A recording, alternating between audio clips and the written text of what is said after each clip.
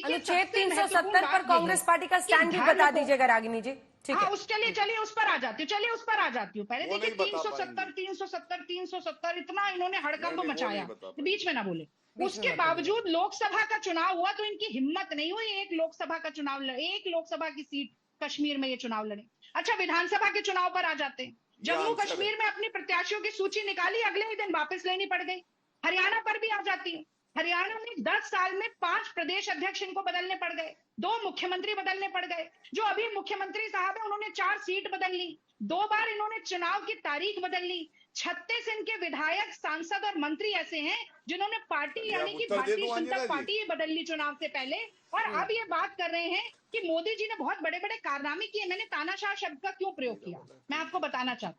देखिए, यही समस्या होती है कि जब आपको लगता है ना कि सत्ता पर आप काबिज हो गए तो बस वो कुर्सी आप पकड़कर बैठ गए, कोई हिला नहीं सकता, तो ऐसा ही विरोध होता है जैसा मैंने आपको बताया कि जम्मू कश्मीर में हुआ, हरियाणा में हुआ। और आपके जो घटक दल के ठगबंधन के साथी हैं एनडीए के, वो भी यही करवा रहे हैं आपसे। तो 100 दिन हुए नहीं, 5 बड़े यूटर्न इनको लेने पड़ गए। क्यों भैया आपने लेटरल एंट्री पे यूटर्न लिया? क्योंकि आपका तानाशाही वाला रवैया होता है, आप अपने लोगों से बातचीत नहीं करते। आपको वक्फ बोर्ड के बिल पर यूटर्न लेना पड़ा, आपको ब्रॉडकास्टिंग बिल पर यूटर्न लेना पड़ा, आपको इंडेक्सेशन पर यूटर्न लेना पड़ा। ये सारे जमीनी मुद्दे हैं अंजना जी। और आप जब जब मुझसे सवाल पूछेंगी ना, आप धर्म की तरफ बात करवाएंगी, आप कहेंगी कि उसने इसको क्या कहा, उसने क्या कहा। मैं कहूंगी जमीन से जुड़े मुद्दे की बात कीजिए। और एक बात मैं जरूर जमीन से ही जुड़ा हुआ मुद्दा 370 है। आपने मुझे अभी तक कांग्रेस पार्टी का स्टैंड नहीं बताया। अनुच्छेद 370 अगर आपकी सरकार बनती है कांग्रेस के साथ, एक सेकंड प्लीज, एक साथ मत बोलिए दोनों प्लीज, सबको अपनी आवाज बड़ी अच्छी लगती है। अगर आपकी सरकार नेशनल कॉन्फ्रेंस के साथ जम्मू कश्मीर में बनती है, एक सिंपल क्वेश्चन है, क्या कांग्रेस पार्टी इस हक में है कि वहां अनुच्छेद 370 35 की बहाली हो? बस स्टैंड जानना है। अंजना जी, जितनी साफ गोई के साथ आप कह रही है ना कि सबको अपनी आवाज अच्छी लगती है, बड़ा अच्छा लगा मुझे सुन के। मुझे लगता है एंकर्स को भी अपनी आवाज बहुत अच्छी लगती है। गौरव जी को बोला है क्यों बिना मतलब का सींग निकाल के बैठती है मेरे शो पे? साफ गोई के साथ बेवजह का मत बोलिए, वो गौरव भाटिया को मैंने कहा था। अरे गौरव जी बोल रहे थे, चलिए आराम से सवाल का जवाब दीजिए मैडम। देखिए, नहीं आप मेरे एक बात मेरी सुनिए। देखिए, एक तो ना ये प्रिंसिपल वाला एटीट्यूड नहीं होना चाहिए, बिल्कुल नहीं होना चाहिए। आपका जब मन करे आप किसी को कुछ भी कह दें। और हम अगर आपसे कोई आप भी वैसे ही कह रहे हैं, आप भी जब से आ रही बिल्कुल सेंसिटिव होंगे, क्योंकि बेवजह की बात मत कहिए। अगर मैंने आपको कुछ बोला होता तो मैं आपकी बात जरूर सुनती। मैंने मोदी जी के अनुच्छेद 370 पर कांग्रेस पार्टी का स्टैंड। आपने गौरव भाटिया जी से ये नहीं पूछा कि साफ गोई से मोदी जी ने इस तरीके की बातें क्यों कही थी? गौरव भाटिया जी बताइए इस पर क्या बात। मैंने मोदी जी का 100 दिन का रिपोर्ट कार्ड भी गिनाया, आपने उस पर भी गौरव भाटिया जी से नहीं कहा। मुझे जितने प्रश्न उनसे पूछने थे मैंने पूछ लिए हैं।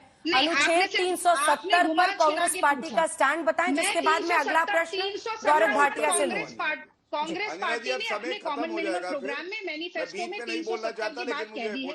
मैं प्लीज गौरव जी पूरा करने दीजिए। मुझे अपनी बात कह दी है और आपको और साफ गोई से सारी बात पता चल जाएगी। कई बार हम इस पर बात कर चुके हैं। आप इस पर जवाब नहीं देंगे जैसा कि हर कांग्रेस पार्टी का प्रवक्ता रोज दे रहा है। ठीक, क्यों नहीं हुए? गौरव भाटिया जी, कुल मिलाकर लड़ाई सिर्फ इस बात की है और पूरी लिस्ट है, लिस्ट दोनों तरफ की हुई है। आपको आईना दिखाने के लिए आप ही का एक ट्वीट उन्होंने निकाल दिया, आप उनका ट्वीट उठाइए, वो आपका ट्वीट उठा देती है। हमारे दर्शक भी देखें, उन्होंने आपने भी उनके नेता की तुलना किससे की थी? देखिए वो ट्वीट। अंजना जी, मेरा समय है, मैं सदुपयोग कर लूं। ट्वीट पर जरूर जवाब दीजिएगा। चलिए, अब देखिए सारे दर्शक देखे कैसे झूठी कांग्रेस, झूठा राहुल गांधी, झूठी प्रवक्ता सुप्रिया श्रीनाथ और झूठी रागिनी नायक, इन्होंने कहा किसने शुरुआत करी। चलिए देखिए, ये जूम करिए, सुप्रिया श्रीनाथ का ट्वीट 27 सितंबर 2024 10:05 पे उन्होंने मोदी जी के लिए ये लिखा, सेम टू सेम, ठीक है, 27 सितंबर। मेरा ट्वीट उसके जवाब में आया 28 सितंबर 2:14 पे, 28 सितंबर। अब इन लोगों को इतने बेवकूफ हैं, ये भी नहीं पता है 27 पहले आता है। अच्छा, आपने अपना भी ट्वीट का प्रिंट आउट निकाला है रागिनी जी, उन्होंने अपना भी ट्वीट का प्रिंट आउट निकाला। बेवकूफ कहना, झूठा कहना, फिर अब शब्द मत बोलिए गौरव जी प्लीज। ये लीजिए गौरव जी, अब शब्द मत बोलिए। आपने राहुल गांधी के लिए सद्दाम हुसैन से कंपैरिजन किया कि नहीं किया? गौरव भाटिया, ये लीजिए, अब आग लग गई। अब अंजना जी नहीं बोले, दूसरे को झूठा बता रहे हैं। आपको एक तो बात करने की चुप बात कराइए आके इनको। थोड़ी तमीज सीख कर आना चाहिए। नहीं रागिनी जी, मुझे लेकिन ये वो देखिए। डेट का सीक्वेंस चुप बता रहे हैं, वो कह रहे हैं पहले अरे पहले चुप करिए, शब्दों का प्रयोग चलिए। करने जो तमीज लगते हैं, आपसे नहीं ये सीखनी बिल्कुल है। सही तरीका नहीं है। जूम इन करके ही दिखाना अरे तो पड़ेगा तमीज डेट। सीख चलिए अरे 27 शांत सितंबर, कराइए अनिला जी, ये गलत अगला बात है। ट्वीट दिखाइए, पार्लियामेंट अगला में ट्वीट क्या दिखाइए। होती है। ये उसके 27 बाद सितंबर दूसरों को का तमीज अगला सिखाने दिखाइए, आ जाते हो। अगला दिखाइए, ये लीजिए। उसका डेट देखें। हाँ ये देखिए। चलिए हाँ देखिए। ये 28 सितंबर हाँ का। देखिए, इसकी डेट देखिए। ठीक है, हाँ, तो यही आप झूठ लोग किसने करते रहिए, बोला? ईट और कौन है ईट का झूठी? जवाब पत्थर, पत्थर का सबसे जवाब बड़ी झूठी ईट। कांग्रेस पार्टी। लेकिन आईने में अरे देखने सबसे के बड़े लिए झूठे बिल्कुल तुम देंगे। लोग